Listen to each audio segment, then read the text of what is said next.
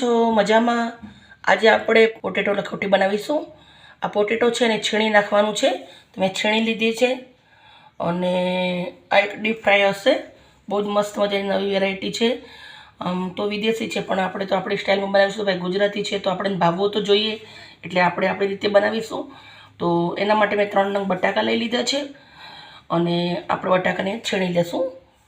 ધોઈ નાખ્યા છે સરસ મજાના પહેલાં અને છીણી નાખીશું. મિત્રો તમે જોઈ શકો છો મેં 3 નંગ બટાકા છીણીના અંદર છીણી નાખ્યા છે અને હવે આપણે તપેલીમાં નાખી દઈશું. એકવાર ધોઈ નાખશું પછી એને. બટાકાની અંદર પાણી રેડી દીધું છે. આવી રીતે દબાઈ નીચવીને લઈ લેવાનું છે. આ ચાણીના અંદર જ મૂકું છું, એટલે બીજી ચાણી બગાડી નથી મેં. આવી રીતે હાથથી દબાઈ દેવાનું.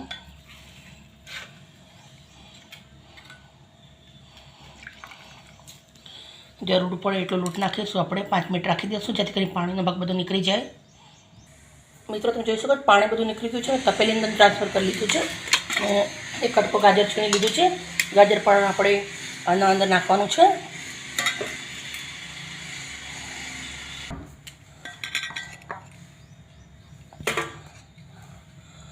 મોટે 2 ચમચી કોર્નફ્લોર અને 3 ચમચી ચણાનો લોટ યુઝ કરું છું. કોર્નફ્લોર અને મેંદો નાખ્યો છે. કોર્નફ્લોર અને ચણાનો લોટ નાખ્યો છે. મીઠું નાખું છું. તમે કોર્નફ્લોર એકલો નાખવો બી નાખી શકો છો. ચણાનો લોટ એકલો નાખવો તો બી નાખી શકો છો. સ્વાદ પ્રમાણે નીચે મીઠું નાખ્યું છે. હાથથી મસળી દેવાનું છે આને.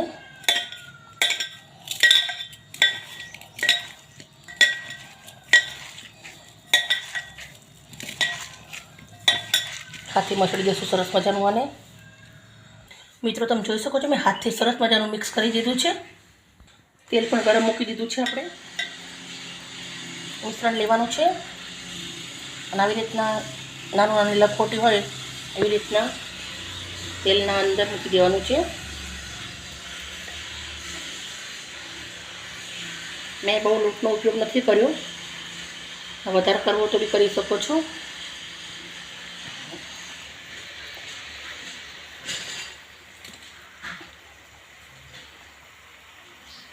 બધા જેવી રીતે મૂકી દઈશું.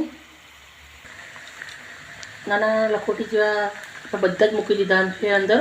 પણ લખોટી જેવા ગોળ નહીં થાય, કેમ કે લખોટી ગોળ હોય છે અને આ તો ભાઈ ખાવાની વસ્તુ છે એટલે એકદમ ગોળ નહીં થાય. તમે કોર્નફ્લોર વધારે યુઝ કરો તો ગોળ થઈ શકે છે, પણ આપણે બહુ નથી કરવો. મિત્રો તમે જોઈ શકો છો બહુ જ મસ્ત મજાના તરાઈ રહ્યા છે. અને મેં લખોટી એટલા મૂક્યા હતા પણ થોડા મોટા થઈ ગયા છે. તમે જોઈ શકો છો ફૂલે છે સરસ મજાના. મેં કાચા બટાકાનો ઉપયોગ કર્યો હતો. કાચા બટાકાનો જ ઉપયોગ કરવાનો આના અંદર. મિત્રો તમે જોઈ શકો છો બહુ જ મસ્ત મજાના તરી રહ્યા છે. કેટલા સરસ મજાના દેખાય છે, પણ ક્રિસ્પી થવા દેવાના છે આને, કેમ કે આપણે એક વઘાર પણ કરવાનો છે આનો, એટલે સરસ મજાનો.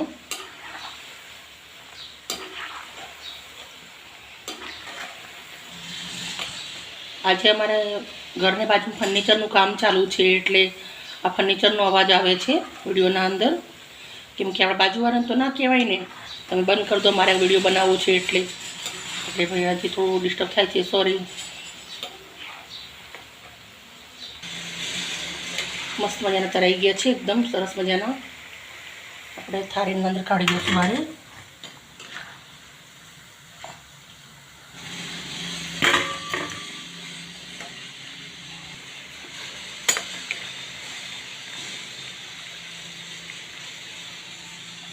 બધા જ હું આવી રીતે નીકાળી દઈશ. મિત્રો તમે જોઈ શકો થાળીની અંદર બધા જ નીકાળી દીધા છે. આપણે વઘારવાની તૈયારી કરીશું. હવે તેલ ગરમ મૂકી દીધું છે. તેલ ગરમ થઈ રહ્યું છે. 2 મરચાં, 1 લાલ અને 1 લીલું મરચું, 2 લસણની કળી અને 2 ચમચી ડુંગળી શેકી નાખું છું સરસ મજાની.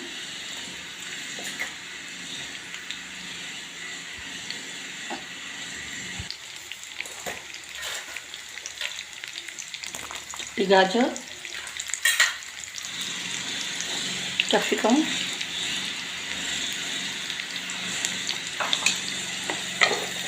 તેલના અંદર ફ્રાય કરી લેશું સરસ મજાનું. તમે આવી રીતના તરેલા હોય ને તમે સોસ કે ચટણી જોડે ખાઓ તો બી મસ્ત લાગે છે, પણ હું ડ્રાય બનાવું છું, વઘારું છું થોડું.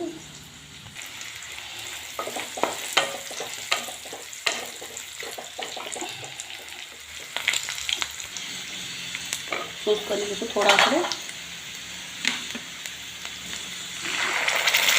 રેડ સોસ, ચીલી સોસ મતલબ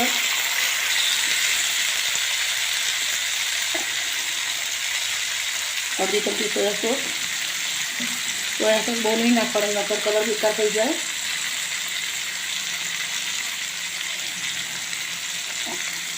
અડધું લીંબુ,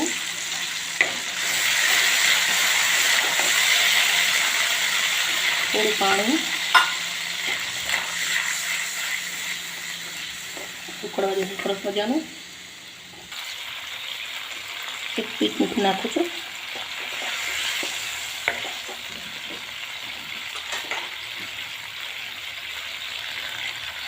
લીલી ડુંગળીનો 1 ચમચી નાનો ભાગ,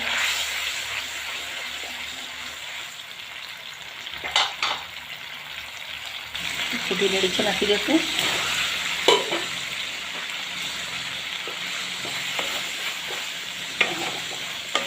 મિક્સ કરી લઈશું મસ્ત મજાનું. સોસના અંદર મસ્ત મજાનું કાપી રહ્યા છે. લીલા ધાણા નાખી દઈશું આપણે થોડા કેપ્સિકમ નાખું છું. સરસ મજાના આપણે લખોટીને માખ્યું છે, પણ લખોટી તો મોટી મોટી ફૂલીને ભગાડા જેવી થઈ ગઈ છે. બહુ જ મસ્ત મજાના થઈ ગયા છે આપણે, એકદમ ડ્રાય ગ્રેવીવાળા. મિત્રો તમારે આવી નવી નવી વાનગી શીખવી હોય તો મને લાઈક ને સબસ્ક્રાઈબ તમે ચોક્કસ કરજો. તમને રોજ હું નવું શીખાડીશ, એકદમ હેલ્ધી, ટેસ્ટી અને બહારનું પણ બાળકો નહીં ખાય. તમે આવી રીતના ઘરે બનાવશો બાળકો માટે તો. હવે આપણે બાઉલના અંદર સર્વ કરીશું.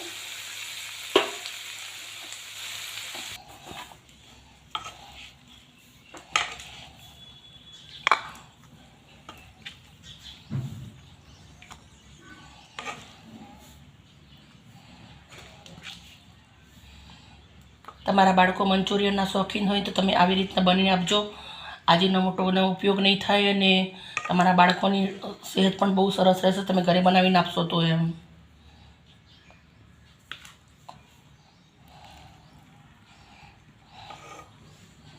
મિત્રો તમે જોઈ શકો છો આપણે ડીશના અંદર બહુ જ મસ્ત રીતે લગાવી દીધા છે અને થોડાક લીલા ધાણા નાખું છું. મિત્રો ખરેખર બહુ જ મસ્ત બન્યા છે. તમે જોઈ શકો બહુ જ મસ્ત. એમ તમે મંચુરિયનને પણ ભૂલી જાઓ, એટલા સરસ મજાના બન્યા છે. એમ આ વિદેશી ડિશ છે પણ આપણી રીતે આપણે બનાવી છે, એટલે બહુ જ મસ્ત મજાની બની છે, બહુ જ મસ્ત મજાની. મિત્રો એકવાર જરૂરથી તમારા ઘરે ટ્રાય કરજો. મિત્રો તમને મારા વિડીયો ગમતા હોય તો મને લાઈક ને સબસ્ક્રાઈબ કરજો, જેથી કરીને તમારા બાળકો માટે અને તમારા માટે આ ઉનાળાની મોસમમાં બહુ જ મસ્ત મજાનું રોજ હું નવું લઈને આવું. ઓકે મિત્રો, બાય બાય મિત્રો.